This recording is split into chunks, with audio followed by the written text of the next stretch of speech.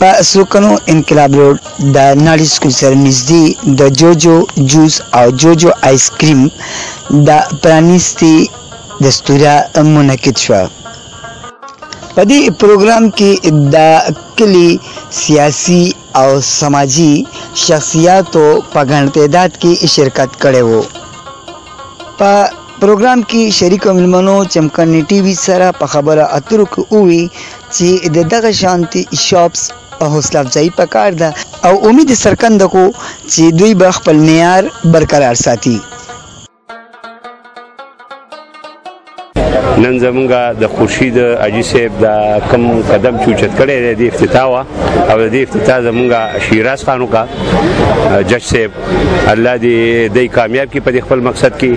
دا کې د ټول نه لویه د فایدې خبره دا ده چې زمونږ د بچي د ماشومان خاص کر اسکریم خوراک دپاره بتلل دغه ته د صدر ته یا یونس روډ ته نو اوس دا اسانتیا شوه چې هغې نه ښه اسکریم او هغې نه ښه جوسز به انشاءالله په دې جوجو چمکني کې ملاویږي.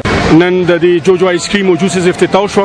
زه خپل طرف نه د خورشید لالا او دغه بچو ته ویس د ټول ته مبارکي ورکوم او زما خپل رائے دی باره کې دا ده چې داسې چې کوم سیستم دی وکړو او څومره ښایست دی ورکو نو زموږ ټوله علاقه ورسره ښه ښکاري او زه غواړم چې تاسې راشي خلک او داسې یو ښایسته غونډه کې سیستم په دې سوکنو کې شروع کړي چې زموږ ټول کلي او زموږ ټولې د دې سوکنو ښایست وي ورسره.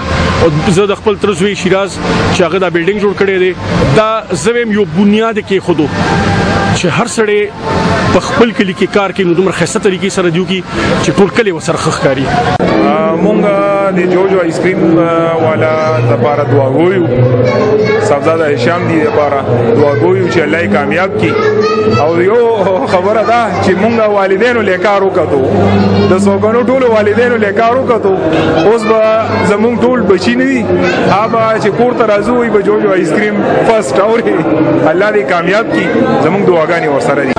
اویس خان دی خورشید لالا دی دا کوم دا جوجو جوس دلته شروع کړی دی د باندې موږ دې له مبارکباد ورکوو او دا ډېر ښه اقدام دی. دې سره به انشاءالله زموږ کلي کې ډېر ښه د روزګار یو رجحان پیدا شي او موږ په دې باندې ډېر زیات خوشحاله یو. او څنګه چې لکه د نوم نه ظاهره ده تاسو د کې کته شي دا کوم ډیکوریشن شوی دی کوم سیټ اپ دی تاسو باندې د صفای خیال ساتل شوی دی. نو زموږ د کلي لکان چې کوم ډېر لري زه پورې د جوسو د لپاره د آیس کریم د لپاره تل به یونیورسيټي روډ ته د لزاق روډ ته نو دا زموږ د کلي د لکان د لپاره د کلي د خلکو د لپاره دا یو تحفه ده د حساب نه طرف نه.